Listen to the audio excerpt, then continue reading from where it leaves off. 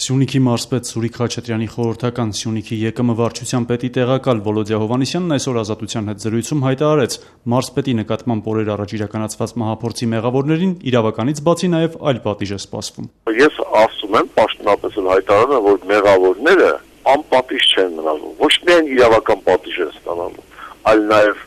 ազգային երկրապահ պատիժ են ստանալու, ազատամարտի կողմ։ Դե այդ նկատի ունենալը թողնենք հետո։ Բայց ես ասում եմ, որ ապատիժ լինելու է սարսափելի։ Գնահատում եմ մարզպետի խորհրդականի անկեղծությունը Վոլոդյա Հովհաննիսյանի հայտարարության վերաբերել Ազատության հետ զրույցում ասաց Հայաստանի Հելսինկյան կոմիտեի նախագահ Ավետիք Իշխանյանը։ Քանի դեռ պետական կառավարման համակարգում կան այդպիսի խորհրդականներ, Հայաստանը հեռու է իրավական պետություն լինելուց, վստահ է իրավապաշտպանը։ Ժամանակ առ ժամանակ Հայաստանի իշխողների կամ իշխանամերձ շրջանակներից հնչում են կարծիքներ, որոնք շատ ավելի անկեղծ են, քան իրականում ասում են ոստայած ծոցիկով պաշտոնյաները, ասում են Հայաստանը իրավական պետություն է, դիմեք դատարան, օրենքի շրջանակներում մենք չենք խառնում նախաքննության եւ այլն։ Բայց ժամանակ առ ժամանակ հնչում են անկեղծ կարծիքներ, ինչպիսիք էին օրինակ Սերան Սարոյանի ասածը, երբ որ նա ասաց բանը հայոյանքի դեպքում պետք է պատժվես, Արամ Մանուկյանին, ինչպիսին էր Մամել Գրիգորյանի ասածը հայտնի ՀՀԿ խորհրդում, երբ որ ասաց մուրճները քո ձեռքը մեղնել, նալնել,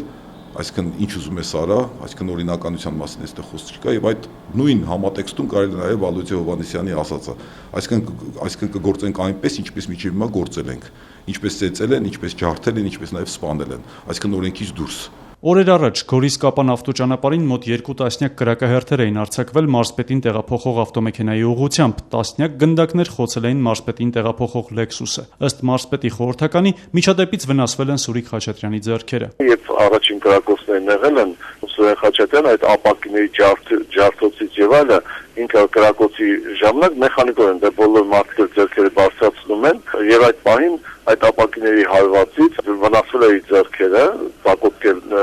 ծակոտվել են բանը, հետո որ երբ ինքը հրաման է տվել, որ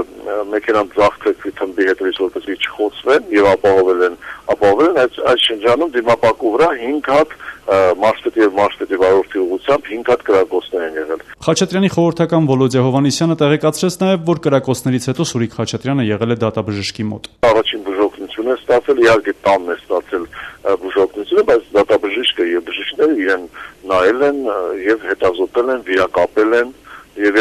մենք ներկայ ենք այդ վիրակապածներին, բայց ինքը առողջական վիճակը լավ է, ավելի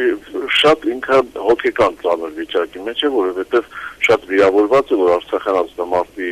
ամբողջ ընթացքում անցել են եւ այսօր